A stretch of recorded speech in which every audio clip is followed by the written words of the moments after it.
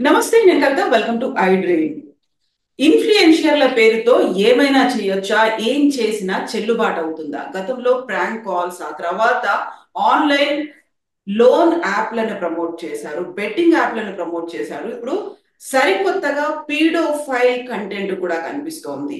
ఎవరిని ఇన్ఫ్లుయెన్స్ చేస్తున్నారు, ఎందుకని అడ్డుకట్ట వేయలేకపోతున్నారు? మనతో పాటుగా ఉన్నారు హ్యూమనిస్ట్ బాబు గోగినేని గారు. బాబు గారు, నమస్కారం అండి. నమస్కారం.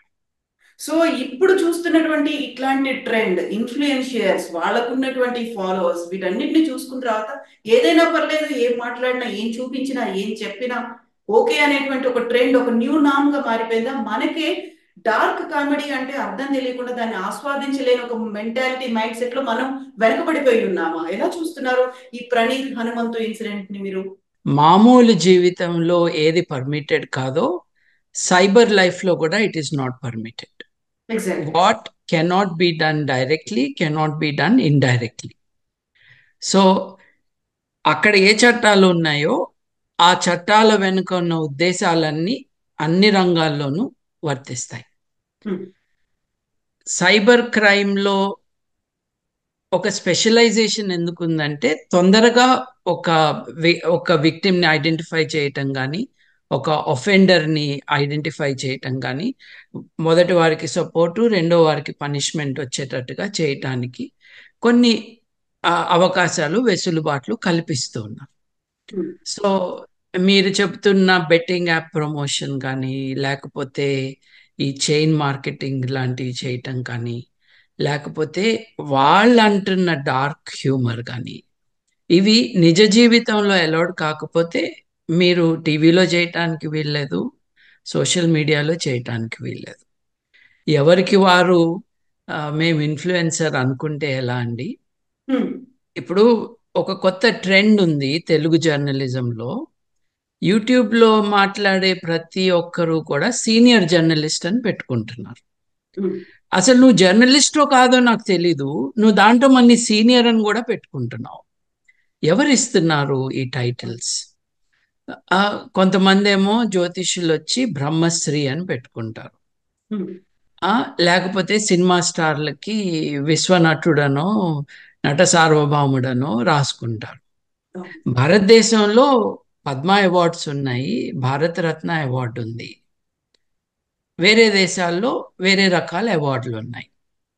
ఈ డబ్బులు ఇచ్చి సన్మానాలు చేయించుకుని బిరుదులు తెచ్చుకునే వాళ్ళు, ఇట్లాంటి వాళ్ళు తమకి క్వాలిఫికేషన్ లేకపోయినా, ఎక్స్పీరియన్స్ లేకపోయినా, యూట్యూబ్కి ఒక కెమెరా ముందు కూర్చోగానే నేను సీనియర్ జర్నలిస్ట్ అని, నేను అనాలిసిస్ ఇస్తానని చెప్పేవాళ్ళు. ఇట్లా వీఆర్ సరౌండెడ్ బై పీపుల్. ఇది ఇల్లీగల్ కాదు, కానీ వాటిల్లో ఏది చూడాలి అన్న విచక్షణ మనకు ఉండాలి. ఇప్పుడు తెలుగు ప్రజలు ఎలా అయిపోయారంటే, వాకింగ్కి వెళ్ళటానికి రోడ్లే లేవు, ఇక ఫుట్పాత్లు ఎక్కడ ఉంటాయండి? అవి లేవు. ప్లే గ్రౌండ్స్ లేవు. వాటి అన్నిటినీ కూడా రాజకీయ నాయకులు ఆక్యుపై చేసుకుని కూర్చున్నారు. స్కూళ్ళల్లో ప్లే గ్రౌండ్స్ ఉన్నా ఉండకపోయినా వాటి ఉపయోగం లేదు, ఎందుకంటే అందరూ ఎంసెట్లు లేకపోతే ఐఐటి ఎగ్జామ్లకి ప్రిపరేషన్లోనే ఉన్నారు పిల్లలు. సో ఆర్డినరీ లైఫ్ అన్నది జనాలు ఎక్స్పీరియన్స్ చేయట్లేదు. వాళ్ళకి మిగిలింది ఏంటి? టీవీ ముందు కూర్చుని ఆడవాళ్ళని విలన్లుగా చూపించే సీరియల్స్ చూడటం కానీ, లేకపోతే ఇటీవల కాలంలో గత 15-20 సంవత్సరాల నుండి మొబైల్ ఫోన్ ద్వారా ప్రైవేట్గా వీక్షించటం. ఒకప్పుడు టెలివిజన్ చూసినప్పుడు అదొక ఫ్యామిలీ యాక్టివిటీ. అందరూ కూర్చుని జోకులు వేసుకుంటూనో, ఆ కథతో దెబ్బలాడుకుంటూనో చూడటం, కామెంట్లు చేయటం, ఇలా చేసేవాళ్ళు. It was a communal activity. అందరిళ్లలో టీవీలు లేనప్పుడు చుట్టుపక్కల వాళ్ళు కూడా వచ్చి మన ఇంట్లో కూర్చొని చూడటము, మనం వేరే వాళ్ళ ఇంటికి వెళ్ళి చూడటము, ఇది కూడా జరిగింది. It all contributes to living together. ఇన్కన్వీనియన్సెస్ని పక్కన పెడితే, అట్లాంటిది ఎవరికి వారు ప్రైవేట్గా వీక్షించటం with content that has not been supervised or not filtered. ఇది బ్రాడ్ కాంటెక్స్ట్ అండి మనకి. ఇప్పుడు మీరు ఒక బెట్టింగ్ యాప్ కుటుంబంలో అందరితో పాటు చూస్తే తాతగారు, అమ్మమ్మ గారు, తండ్రినో, తమ్ముడో, అక్కో, అన్నో ఎవరో ఒకళ్ళు ఇది మోసం, ఇది మనకొద్దు, ఛానల్ మారు అని చెప్పే అవకాశం ఉంటుంది.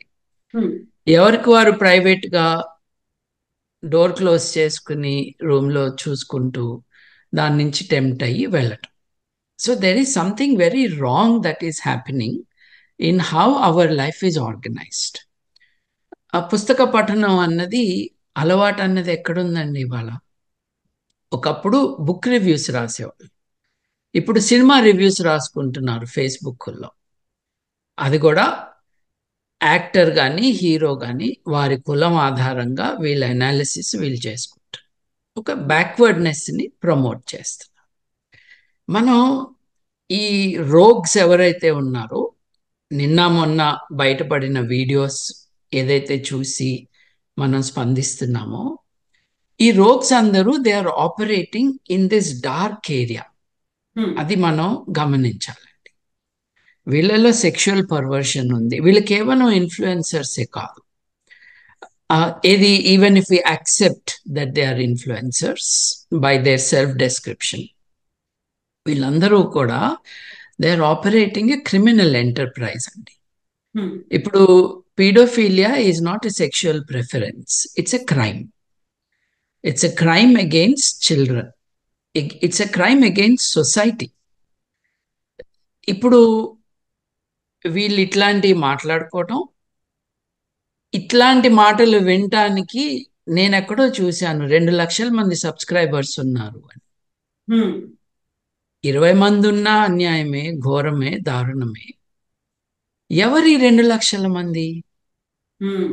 ఎవరు అక్కడికి వెళ్ళి ఇట్లా అన్యాయంగా, అనుచితంగా మొదలుపెట్టి దుర్మార్గంగా పిల్లల్ని కూడా సెక్షువలైజ్ చేసి ఒక వర్చువల్ పీడోఫైల్ రింగ్ను నడుపుతున్న వాళ్ళు ఎవరు? వాళ్ళ చుట్టూ గుమిగూడిన ఈ 2 లక్షల మంది ఎవరు? వీరందరూ కూడా క్రిమినల్సే. ఎందుకంటే వీళ్ళు సెన్సర్ చేశాము, మేము కట్ చేసేసాము, ఎడిట్ చేశాము అని చెప్పుకుంటున్నా ట్విట్టర్లో నేను ఇంకా రిమూవ్ చేయని అవశేషాలు చూశాను వీళ్ళ వీడియోస్. వాటిల్లో అండి తండ్రి బిడ్డ బాత్ టబ్లో ఉన్నారండి. తండ్రి స్వయం తృప్తి పొందుతున్నాడు అని రాశారండి అక్కడ. అంటే వీళ్ళు అసలు మనుషులేనా? వీళ్ళు అపాలజీ చెప్తే నేరం వెనక్కి వెళ్ళిపోతుందా? ఎగ్జాక్ట్లీ, అపాలజీ కూడా చెప్పింది. ఈ కంటెంట్ చూసిన తర్వాత చాలా వరకు పెంపకం గురించి, వాళ్ళ పేరెంట్స్ గురించి, వాళ్ళ ఫ్యామిలీ, మీ ఇంట్లో ఇలాగా చేస్తారా, లేకుంటే మిమ్మల్ని ఇలాగే పేరెంట్స్ పెంచారా అన్నందుకు నన్ను కాదు మా పేరెంట్స్ అంటున్నారు, పేరెంట్స్ తప్పు లేదు, సారీ అని చెప్పడం అందులో. లేకపోతే ఆ మాట కూడా అనకపోతే సారీ అనేది రాకపోయేది కదా. అంతేకాదండి, మీకు సరిగ్గా అర్థం కాలేదు, మీరు దాన్ని ఇంకో రకంగా ఇంటర్ప్రెట్ చేస్తున్నారు అన్నాడు ఈ రోగ్. అవును. ఇప్పుడు అంటే తాము తప్పు చేశాము అన్న దానికంటే అందరూ మీద పడుతున్నారు కాబట్టి వీళ్ళని కొంచెం వెనక్కి తోస్తే బాగుంటుందేమో అని.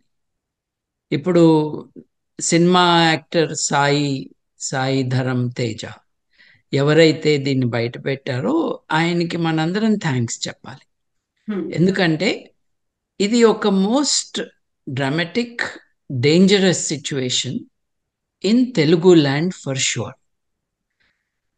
క్రియేటర్సే కాదండి, నేను మీకు మళ్ళీ గుర్తు చేస్తున్నాను, అక్కడ ఈ హనుమంత్ అనేవాడు కానీ, ఇంకెవరో ఆది అని ఇంకొక వెధ ఉన్నాడు, ఇంకెవడో డాలస్ నాగేశ్వరరావు అని ఇంకొకడు. వాడు నిజంగా డాలస్ అమెరికాలో ఉంటే వాడిని లోపల పెట్టి ఇచ్చేయచ్చు చాలా ఈజీగా. బయట దేశాల్లో ఈ పీడోఫైల్స్ని, పీడోఫైల్ మెసేజింగ్ని చాలా సీరియస్గా కన్సిడర్ చేస్తారు. పెట్టించాలి కూడా వీళ్ళని. ఎందుకంటే వీళ్ళు అక్కడ ఒక రొటీన్గా చేస్తున్నారు ఈ యాక్టివిటీ. ఇప్పుడు మనందరం కూడా ఒక్కోసారి విచక్షణ కోల్పోయి ఒక జోష్లోనో లేకపోతే ఒక రకమైన మత్తులోనో ఉండి తప్పుగా మాట్లాడితే I think it will still be wrong, but we can understand. One incident in a long life పొరపాటు మాట్లాడారు అని. అలా కాదండి. ఒక వీళ్ళు టిప్ షో ఆఫ్ స్లాంగ్ గా. చేస్తున్నారు, వీళ్ళు రెగ్యులర్ గా షో చేస్తున్నారు. ఈ షో చూడటానికి 2 లక్షల మంది వెధవలు వస్తున్నారు. మీరు యాక్చువల్లీ మీరు నా ప్రీవియస్ ఇంటర్వ్యూ చేసే ముందు నేను మీకు చెప్పాను, నేను కొంతమంది యూట్యూబర్స్ వీడియోస్ చూస్తూ ఉంటే కామెంట్స్ ఎట్లా ఉన్నాయో చూసి డోకొచ్చేటట్టుగా ఉన్నాయి, చాలా దుర్మార్గంగా ఉన్నాయి. తెలుగు ప్రజలు తమ నీచత్వాన్ని యూట్యూబ్ కామెంట్స్లో, ట్విట్టర్ కామెంట్స్ కానీ రెస్పాన్సెస్లో కానీ చూపించుకుంటున్నారండి. ఇది ఎప్పటిదాకా జరుగుతుంది అని అంటే, అఫీషియల్గా వీళ్ళ పైన క్రిమినల్ యాక్షన్ తీసుకోకపోతే, వీళ్ళని లీగల్గా లయబుల్ చేయకపోతే ఇది కంటిన్యూ అవుతుంది.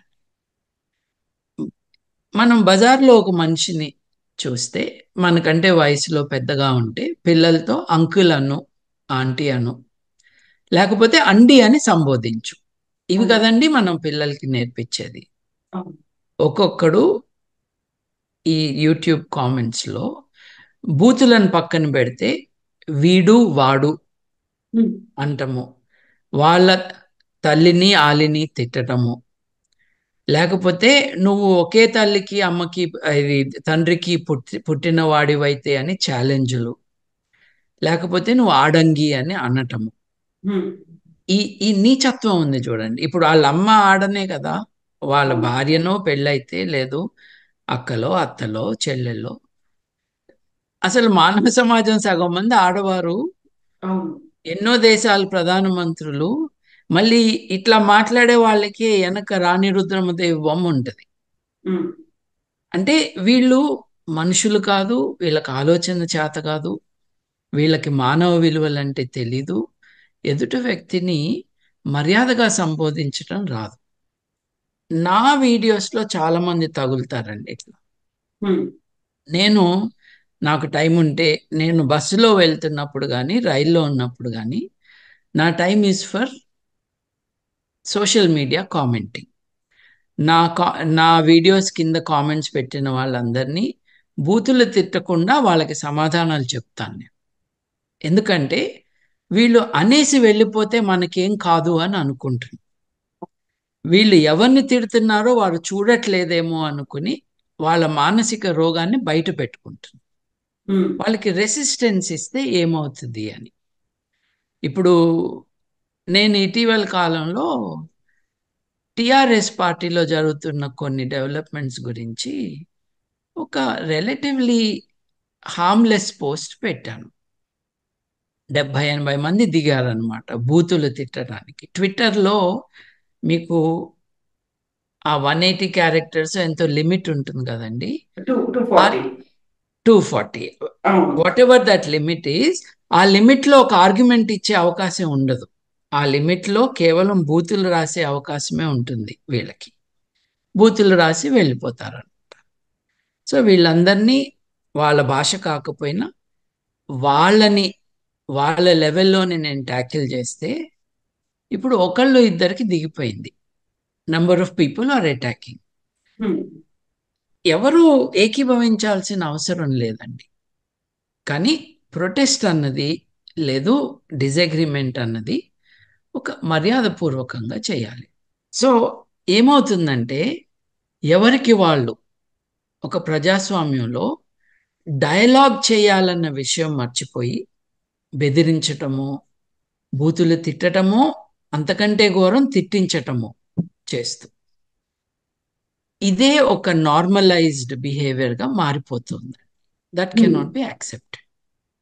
ఇప్పుడు the space must be open for disagreement, for dialogue and also for good natured humour. ఎదుటి వాళ్ళని కించపరచకుండా తమాషాకి ఒక మాట అంటంలో తప్పేం లేదు. అదంతా మనం ఆ నార్మ్స్ వదిలేసాం. Through out hour interaction what I'm saying to you is, Telugu వాళ్ళుగా మనము మన ఇళ్లల్లో కానీ, ఇంటి బయట కానీ, ఇంటర్నెట్లో కానీ, వేరే పబ్లిక్ ప్లేసెస్లో కానీ నార్మల్ హ్యూమన్ బీయింగ్స్గా ఇంటరాక్ట్ అవ్వట్లేదండి. న్యూ నార్మల్ గా మారిపోయింది ఇలాంటి అబ్యూజివ్ లాంగ్వేజ్ లేకుంటే ఇంకొకరిని బాడీ షేమ్ చేయడం అనేది. యాక్సెప్ట్ చేస్తే మారిపోతుందండి, రెసిస్ట్ చేస్తే వెనక్కి తగ్గుతారు. గుర్తుంచుకోండి, భూత సైన్యం వెనక్కి వెళ్ళి, నేను ఒక్కడనే కదా, నా వెనక సైన్యాలు ఏం లేవు కదా. ట్యాగ్ చేస్తే ర్యాగ్ చేస్తా అన్నాను, అలాగే చేశాను. ఎక్కడ బూతు వాడకుండా, అబద్ధం రాయకుండా వెనక్కి తగ్గారు కదా. ఏంటంటే ఇప్పుడు ఈ మాటలు విన్న వాళ్ళు మళ్ళీ దాడి చేయటానికి వస్తారు. This is the norm. అంటే గుండాగిరి, రౌడీల్లాగా బిహేవ్ చేయటము అన్నది నార్మ్ అయిపోయింది. టీవీల్లో దేన్నైతే హ్యూమర్గా చూపిస్తున్నారో అది లేకిగా ఉంటుంది, ఇట్స్ లో లెవెల్.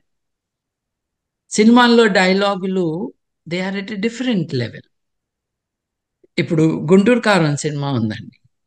గుంటూరు కారం సినిమాలో మహేష్ బాబు, సూపర్ స్టార్ అనే మహేష్ బాబు, ఆయన ఆ అమ్మాయిని గుడ్డేంటి ఇట్లా ఉందో, చిన్నగా ఉందో, నువ్వు పెట్టావా కోడి పెట్టిందా అని ఏదో అంటాడు హీరోయిన్ని. ఆ తర్వాత సినిమాలో ఏమైందో నాకు తెలియదు. నేను నా మిత్రుడు రాజేష్ కొనాడ గారు ఇద్దరం ఆ డైలాగ్ వచ్చాక సినిమా ఆఫ్ చేసేసాం, ఇంట్లో చూస్తూ ఉన్నామని. ఆ డైలాగ్ రాసిన వాడిని గురూజీ అంటారంట కదండి. ఆ త్రివిక్రమ్ అనేవాడు ఈ డర్టీ డైలాగ్ రాస్తే, ఈ మహేష్ బాబు అనేవాడు, వీళ్ళందరూ డర్టీ ఫెలోసే. అది మాట్లాడటం అంటే ఆడవారి పట్ల ఏమాత్రం గౌరవం లేని వాళ్ళు. ఇది భస్మాసుర హస్తం అండి. మీరు ఇట్లాంటి చిల్లర చెత్త డైలాగులు సమాజం మీదకి వదిలి వదిలి వదిలి 30% నిరక్షరాస్యులున్న సమాజంలో వాళ్ళకి ఇన్పుట్స్ అన్నీ కూడా ఈ ఆడియో విజువల్ మీడియం ద్వారానే వచ్చాయి. అందుకే మీరు చూడండి, చాలామంది మాట్లాడుతున్నప్పుడు వాళ్ళు అనాలి అనుకున్న విషయాలని సినిమా డైలాగులతో ఫిల్ చేస్తారు. వాళ్ళ ఇన్పుట్ అదే, వాళ్ళ ఎడ్యుకేషన్ కానీ గ్రోయింగ్ అప్ కానీ. అదే ఎంత స్ప్రెడ్ అయిందంటే, మహేష్ బాబు తన కూతుర్ని దగ్గరికి తీసుకుని ఒక ఫోటో తీసుకుని అది రిలీజ్, ఏం తప్పులేదు, it's a very decent nice father daughter picture. ముచ్చటగా ఉంది ఆ బొమ్మ. ఆయన సినిమాలో యాదవేషాలు వేసి ఉండొచ్చు. This is a nice father daughter picture. ఆ పిక్చర్ కింద ఎంత దుర్మార్గమైన డైలాగ్. చూసాను. నువ్వు నేర్పించిన విద్యనే కదా నీరజాక్షి, నువ్వు నేర్పించిన విద్యనే నీరజాక్షి అని ఎందుకు అంటున్నానంటే, మీరు స్టార్ట్ చేశారు ఇట్లాంటి ట్రెండ్ని.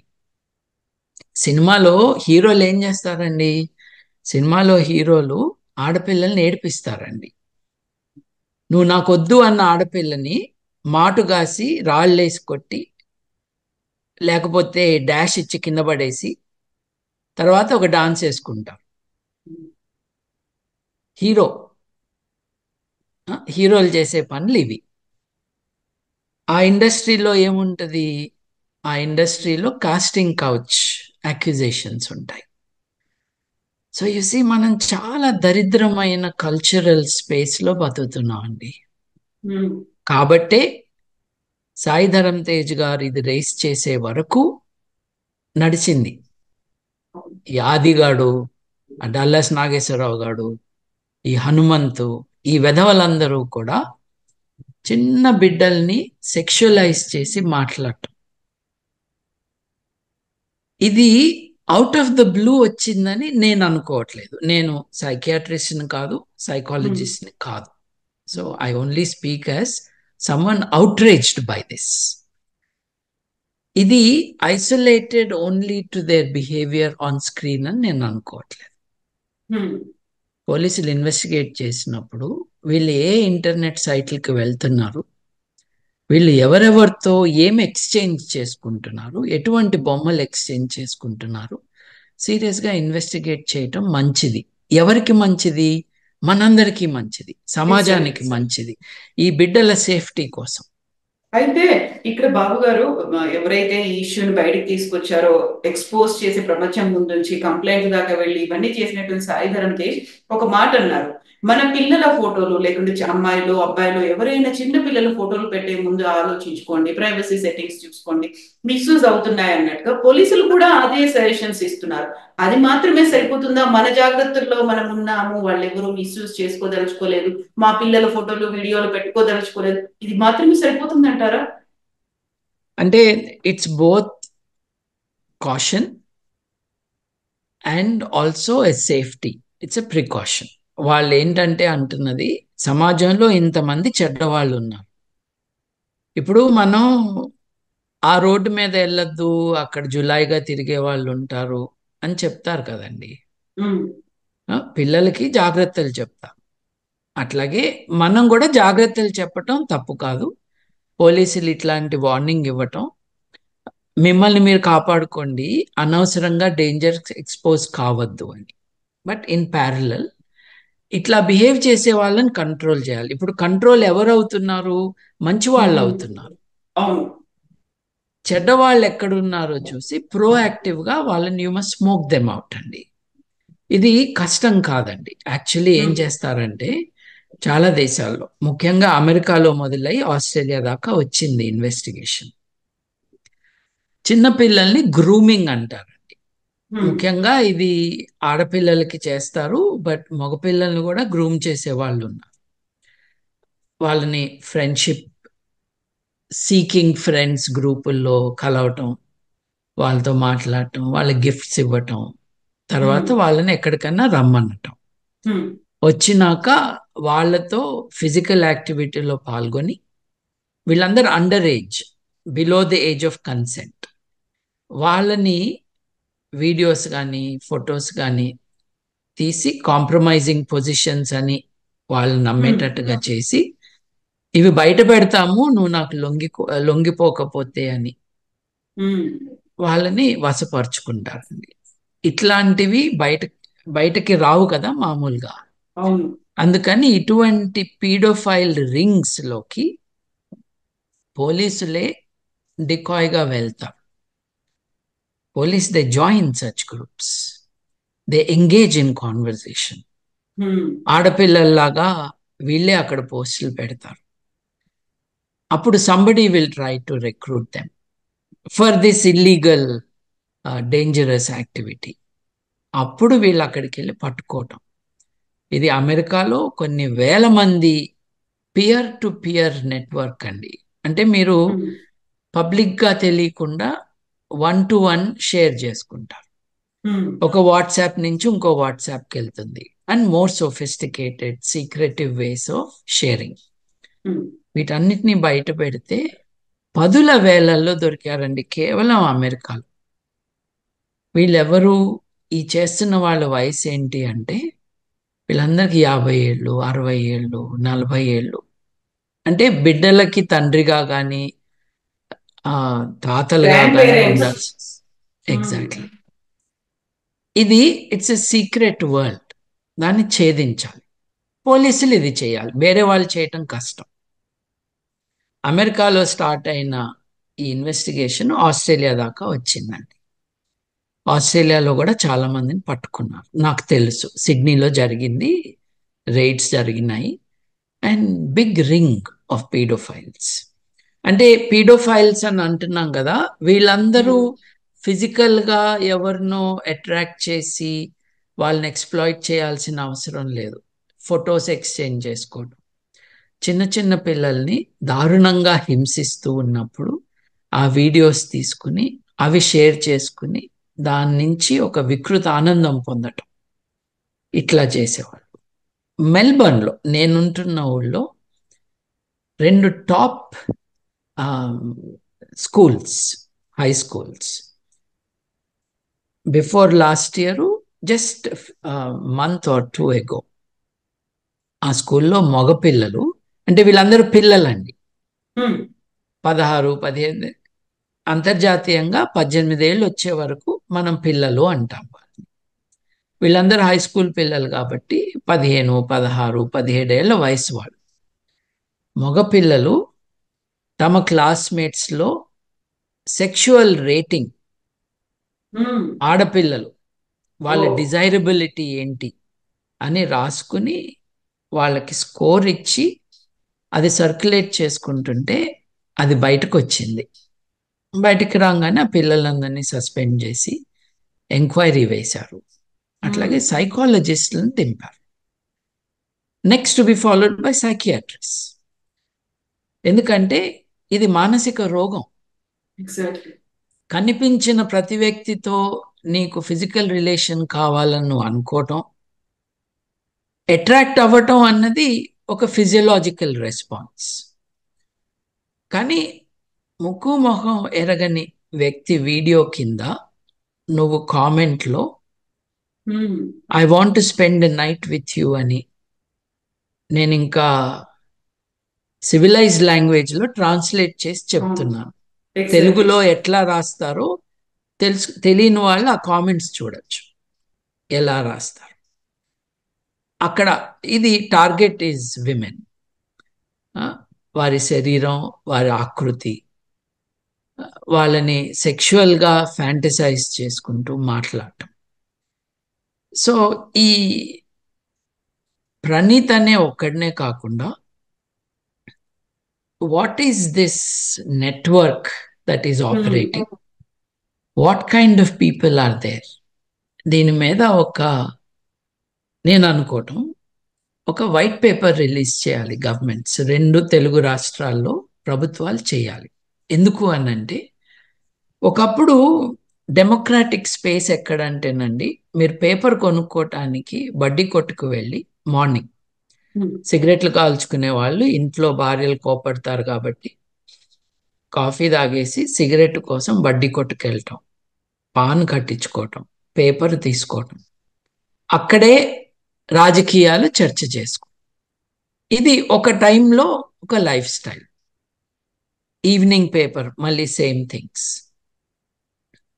That space has now almost disappeared అండి. ఎందుకంటే పేపర్ మీకు ఫోన్లో వస్తుంది, మీరు ఫ్రీగా తెచ్చుకుంటున్నారు ఇంటర్నెట్లో. సో ద నీడ్, నేను బిగినింగ్లో మీతో అన్నట్టుగా పీపుల్ గ్యాదర్ అవ్వటము, కలవటము, మాట్లాడుకోవటము, చర్చించుకోవటము వంటి నార్మల్ బిహేవియర్స్ మాయమైపోతున్నాయి. It has to be brought back అన్నది వేరే చర్చ అయితే. సో ఎక్కడ చర్చ చేస్తున్నారు ఇవాళ? ఇంటర్నెట్లో చేస్తున్నారు, సోషల్ మీడియాలో చేస్తున్నారు, ఈ ఇన్ఫ్లుయెన్సర్స్ అంటున్న వారి వీడియోస్ కింద చేస్తున్నారు, వాళ్ళని బూతులు తిడుతున్నారు, ఒకరినొకరు తిట్టుకుంటున్నారు కదా. The new social space is the social media. ఇప్పుడు బడ్డీ కొట్టు దగ్గర నన్ను ఫలానా వాడు బూతులు తిట్టాడు, కొట్టబోయాడు అని మీరు పోలీస్ దగ్గరికి వెళ్ళి కేసు పెట్టచ్చు. సోషల్ మీడియాలో కూడా నన్ను అటాక్ చేశారు, కాంటెక్స్ట్ లేకుండా దాడి జరిగింది. ఇప్పుడు కాంటెక్స్ట్ అంటే ఏంటంటే, నన్నో మాట అంటే నేనో మాట అంటే అది ఎస్కలేట్ అయితే అది వేరు. There is a context. నా అభిప్రాయాన్ని బట్టి నువ్వు ఒక అమ్మకి ఒక తండ్రికే పుట్టావా దగ్గర నుంచి నువ్వు మొగనా కాదా దాకా తీసుకొచ్చి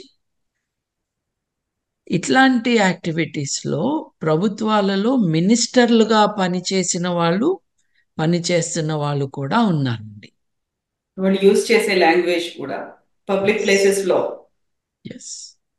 ఇప్పుడు చూడండి, అందరూ కూడా జబర్దస్త్ షోలో చాలా బూత్ ఉంటుంది, లేదు డబుల్ మీనింగ్ ఉంటుంది అని చెప్పారు.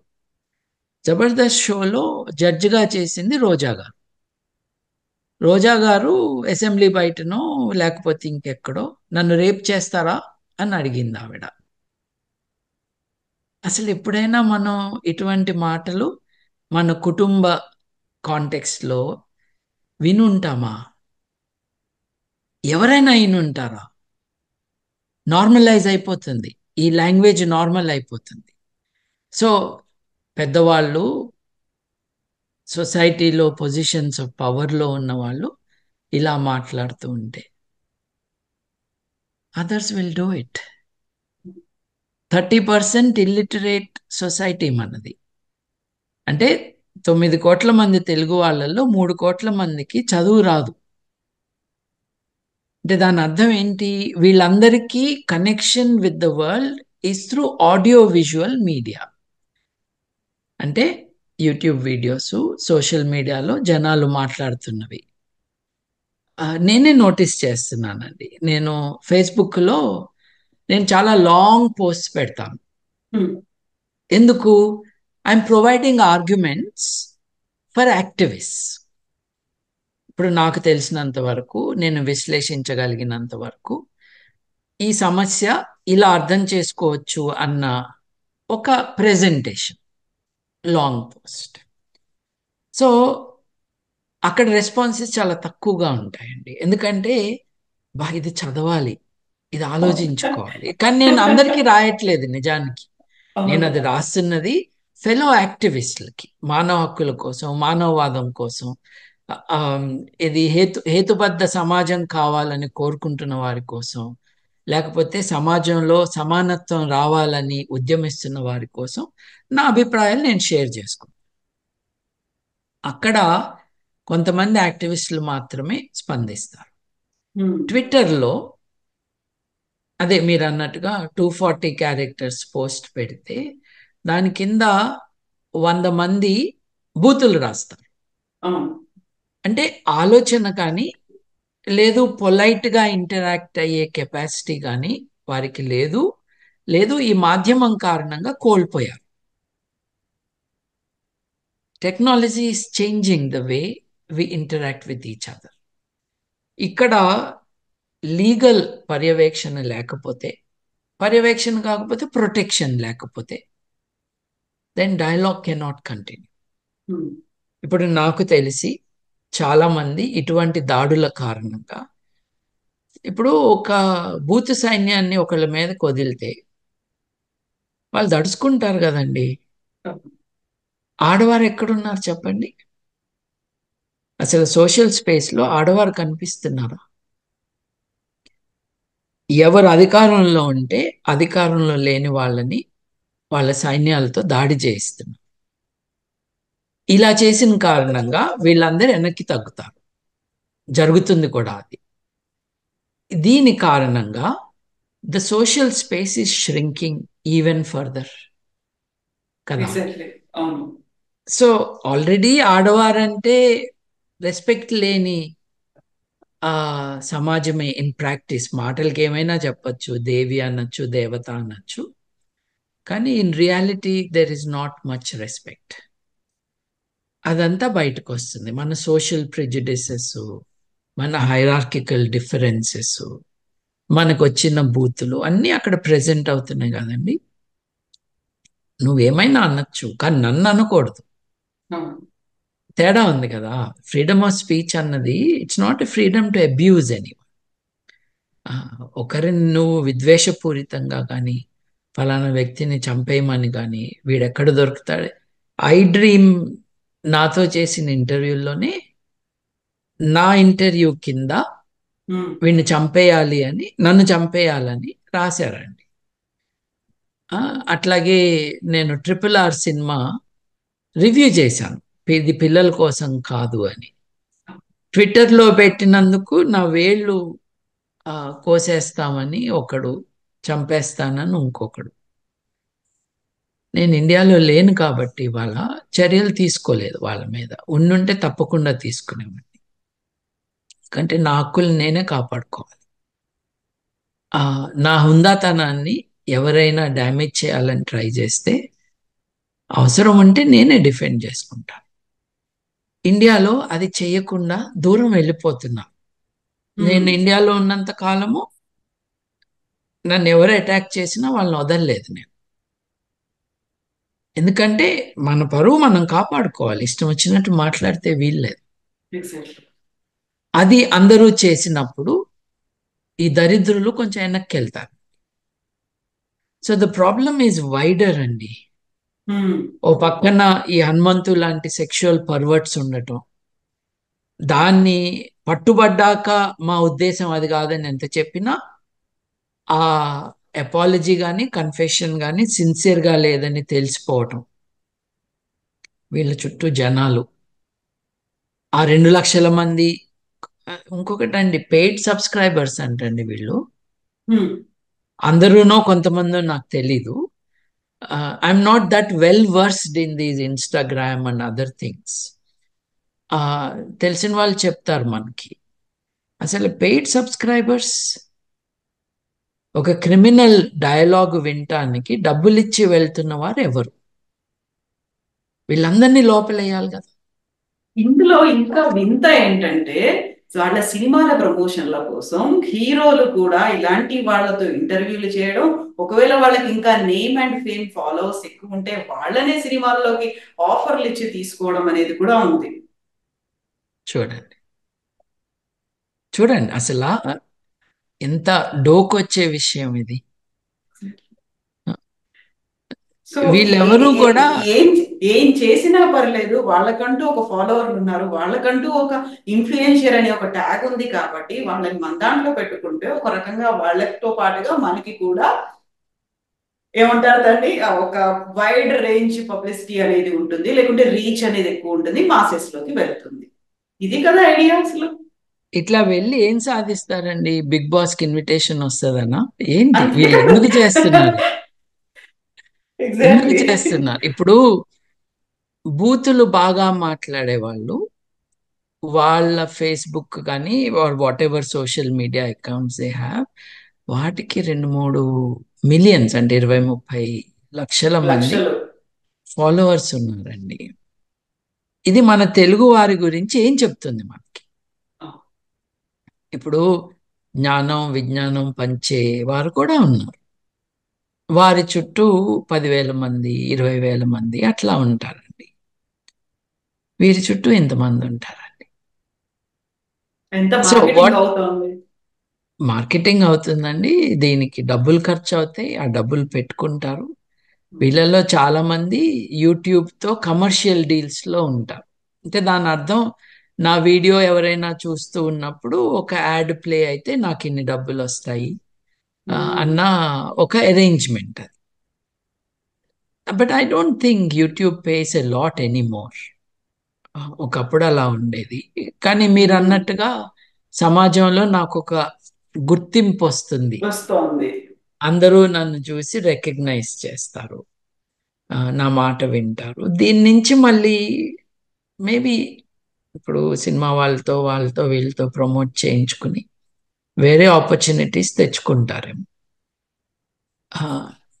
I'm not in that ecosystem, so I don't know enough about their tactics. But surely there is a commercial angle to this. Exactly. అంటే యూట్యూబ్లో ఆదాయము మే నాట్ జస్టిఫై దిస్ అండి, this criminal behaviour. Something else must be happening. Police have to investigate. నేను అన్నట్టుగా ఒక శ్వేతపత్రం రావాలి. What is this YouTube ecosystem? దీంట్లో ప్లాట్ఫామ్ ప్రొవైడ్ చేసిన యూట్యూబ్ను కూడా అకౌంటబుల్ చేయాలి. నేను యాక్చువల్లీ యూట్యూబ్ యొక్క కాంప్లిసిటీని ఎక్స్పోజ్ చేయటానికి వీరమాచినేని, మల్లిక్ పర్చూరి వాళ్ళ వీడియోస్ని యూట్యూబ్ కంటిన్యూ చేస్తుంది. వీరి misinformation, bogus advice, unqualified people, దీని కారణంగా ప్రజలకి నష్టం జరుగుతుంది అని కంప్లైంట్ కొంతమందితో పాటు నేను కూడా ఇచ్చినప్పుడు వాళ్ళ వీడియోస్ తీసేశారు YouTube. YouTube should be challenged. ఇప్పుడు ఒక న్యూస్ పేపర్లో తప్పుడు వార్త రాగానే you can file a case against them. యూట్యూబ్లో అంతకంటే ఎక్కువ హాని జరుగుతూ ఉంటే, ఇప్పుడు ద క్వాలిటీ ఆఫ్ డ్యామేజ్ అండి and the extent of damage is quite different. ఇప్పుడు మీరు చూడండి, న్యూస్ పేపర్లో డిఫమేషన్ అని ఎవరో వేసుకుంటారు కేసు, ఒకళ్ళో ఇద్దరు పరువు పోయిందని, అంటే తక్కువ చేసి మాట్లాడట్లేదు, నంబర్ ఆఫ్ పీపుల్ తక్కువ, కానీ అది ఆల్రెడీ ఒక ఎడిటరు ఫిల్టర్ చేసిన న్యూస్ కానీ వ్యూస్ కానీ ఉంటాయి కాబట్టి ఇట్ మే డ్యామేజ్ లెస్. యూట్యూబ్లో there is no supervision. Gatekeeping అనేది యూట్యూబ్ లేదు. లేదు. దెన్ యూట్యూబ్ వ్యూస్ 1,00,000 వ్యూస్ రావచ్చు కదా. దానివల్ల అక్కడున్న అడ్వైస్ బట్టి నష్టపోయిన వాళ్ళు ఎంతమందిని చూస్తున్నాం మనం. ఇప్పుడు సొరకాయ బీరకాయ జ్యూస్ తాగమని ఒకటి చెప్తే అది చూసి తాగి చనిపోయిన వాళ్ళు ఉన్నారు. జేబులో లవంగం పెట్టుకుని తిరిగితే డబ్బులు వస్తాయని అంటే లవంగాలు పెట్టుకుని తిరుగుతూ డబ్బుల కోసం వెయిట్ చేస్తున్న మానసిక రోగులు ఉన్నారు. ఈ డ్యామేజ్ ఏదైతే ఉందో పీపుల్ యొక్క సేఫ్ లివింగ్ ని ఎఫెక్ట్ చేస్తున్నాయో వీటి మీద అనుకున్నంత కట్టడి జరగటం లేదు. అభిప్రాయ భేదాల గురించి మాట్లాడట్లేదు, మోసపూరితంగా కానీ లేకపోతే అబద్ధాలను కానీ ఎవరైనా ప్రచారం చేస్తుంటే దే షుడ్ బి అకౌంటబుల్. ఇవి జరగట్లేదండి. సో నిన్నటి దారుణం, నిన్న బయటపడిన దారుణం ఈ కాంటెక్స్ట్ లో జరుగుతుంది. ఇప్పుడు ఈ హనుమంతు ప్రణీత్ హనుమంతుని లోపలేసినంత మాత్రాన మిగతా ఆగిపోతాయని నేను అనుకోవట్లేదు. అతను చేసిన లెవెల్ క్రిమినాలిటీ కాకుండా వేరే క్రిమినల్స్ ఉన్నారు, ఇంకో రకంగా బయట వస్తుంది. ఎస్, షుడ్ బి రివ్యూడ్ అండి. ఎస్ అండి బాబు గారు, థ్యాంక్ యూ సో మచ్ అండి. ఇలాంటి సీరియస్ ఇష్యూస్ మీద మళ్ళీ మళ్ళీ మనం మాట్లాడుకోవాల్సినటువంటి అవసరం ఉంది. ఒక విజిల్ బ్లోయర్స్ గా కూడా ఉండాల్సినటువంటి అవసరం ఉందండి. థ్యాంక్ యూ సో మచ్ ఉందండి. ఎందుకంటే ముఖ్యంగా పిల్లల విషయంలో ఎగ్జాక్ట్లీ పిల్లల్ని మనం ఎలా చూడాలంటే they are helpless, they are vulnerable. ఇప్పుడు లీగల్ గా 18 ఏళ్ళు అన్నారు, బట్ సైకాలజిస్టులు ఏం చెప్తున్నారు, 25 ఏళ్ల వయసు వచ్చే వరకు యువత independent thinking, rational cogent decision making కి కేపబుల్ అవ్వరు అని చెప్తూ ఉన్నారు. సో వీరిని కాపాడే బాధ్యత వారి చుట్టూ ఉన్న అడల్ట్స్కి ఉంటుంది. ఎప్పుడైతే వాళ్ళని ఎవరైనా అబ్యూస్ చేస్తూ ఉంటే వాళ్ళ తల్లిదండ్రులైనా మిగతా వారైనా వాళ్ళ లైఫ్లో ఇంటర్ఫియర్ కాకుండా వాళ్ళకి ప్రొటెక్షన్ వచ్చేటట్టుగా చేయాలి. చేయకపోతే జరిగే నష్టం మామూలుది కాదు. మనం గుర్తుంచుకోవాల్సిందండి, 230-240 కోట్ల మంది ప్రపంచవ్యాప్తంగా యువత ఉన్నారు. యువత కూడా బిలో 18 అండి, పిల్లలు ఉన్నారు. వీళ్ళందరూ స్కూల్కి వెళ్ళాలి, వీళ్ళందరికీ మంచి తిండి ఉండాలి, వీళ్ళందరికీ ఒక సేఫ్ ఎన్వైరన్మెంట్ ఉండాలి, ఇంట్లో సేఫ్టీ ఉండాలి, స్కూల్లో ఉండాలి, రోడ్డు మీద వెళ్తున్నప్పుడు ఉండాలి. వీళ్ళు ఎక్స్పోజ్ అవుతున్న ఈ మీడియా నుంచి వచ్చే ఇన్ఫర్మేషన్, ఆడియో విజువల్ మీడియా కూడా ఫిల్టర్ అయి ఉండాలి ఏజ్ అప్రోప్రియేట్గా. అది జరగనంత కాలము they are expose to danger అండి. మీరు చూడండి, సినిమాలో ఎంటర్టైన్మెంట్ అంటూ ఏది చూపిస్తున్నారండి? ఇందాక నేను అన్నట్టుగా ఈవ్ టీజింగ్ని హీరో యొక్క గుడ్ క్వాలిటీగా చాలామంది చూపిస్తున్నారు. చాలా డర్టీ డైలాగ్స్ని హ్యూమర్గా, అదే హీరోయిన్ని గుడ్డు నువ్వు పెట్టావా అని అడగటం లాంటివి, ఇట్లాంటివి. ఇంకా నేను చాలా వెరిఫై చేసుకోలేకపోయాను. ఆడవారిని ఎలా రేప్ చేయాలని కూడా ఒక డైలాగ్ ఉందంటే ఏదో సినిమాలో. అది సెన్సర్ బోర్డుని ఎలా దాటిందో నాకు తెలీదు, అది నిజమో కాదో అర్థం కావట్లేదు. ఇటువంటివన్నీ వస్తూ ఉన్నాయి కదండి. నేను నా పర్సనల్ సిచ్యువేషన్లో నాకు 18 ఏళ్ళు వచ్చే వరకు నేను ఏ అని ఉన్న ఏ సినిమాకి నా తల్లిదండ్రులు ఎంకరేజ్ చేయలేదు, నేను ఎప్పుడూ వెళ్ళలేదు. మా అబ్బాయిని కూడా ఎప్పుడూ అట్లాంటి సినిమాలకి ఎక్స్పోజ్ చేయలేదు. వీడియో గేమ్స్లో చాలా వైలెన్స్ ఉంటుంది. మా బాబుకి 18 ఏళ్ళ వయసు వచ్చే వరకు వాడు ఎటువంటి వైలెన్స్, గన్స్, ట్యాంక్స్, షూటింగ్ ఉన్న ఏ వీడియో గేమ్ వాడు మాకు తెలిసి ఆ 18 ఏళ్ళ వయసు వరకు హీ నెవర్ ప్లేడ్. పిల్లలకి బొమ్మలు కొనిపెట్టినప్పుడు తుపాకుల బొమ్మలు ఎప్పుడూ కొనిపెట్టలేదు. హత్యని నార్మలైజ్ చేస్తున్నారు. దేన్నండి మీరు? దయ్యము, ఒకళ్ళని భయపెట్టటము, అది బీభత్స రసం. ఇది erratic, age inappropriate erratic scenes చూపించి అది శృంగార రసము. ఆ? అట్లాగే హత్యని చూపించి ఇది ఒక థ్రిల్లర్. హత్యలు చేయటము, చూడటము, థ్రిల్ పొందటమా? కొంతమంది సినిమా డైరెక్టర్లు వాళ్ళ కెరియరే దాని చుట్టూ నిర్మించుకున్నారే. దాన్ని ఎంటర్టైన్ చేసి వాళ్ళకి డబ్బులు ఇచ్చి ప్రమోట్ చేస్తున్న ఆడియన్స్ ఉన్నారే మన దగ్గర. మన మెయిన్ స్ట్రీమ్ కల్చర్ ఇదే కదా, ఇవాళ సినిమానే కదా. పుస్తక పఠనం లేదు, ఒక graded appreciation of the good and the bad లేదు. సినిమా డైలాగుల నుంచే వారి ఎవ్రీడే ఇంటరాక్షన్స్ జరుగుతూ ఉన్నాయి. It is fuelled by dialogues written by others. దీన్నంతా అడ్రస్ చేయాలండి. ఎగ్జాక్ట్లీ అండి, నిజంగానే.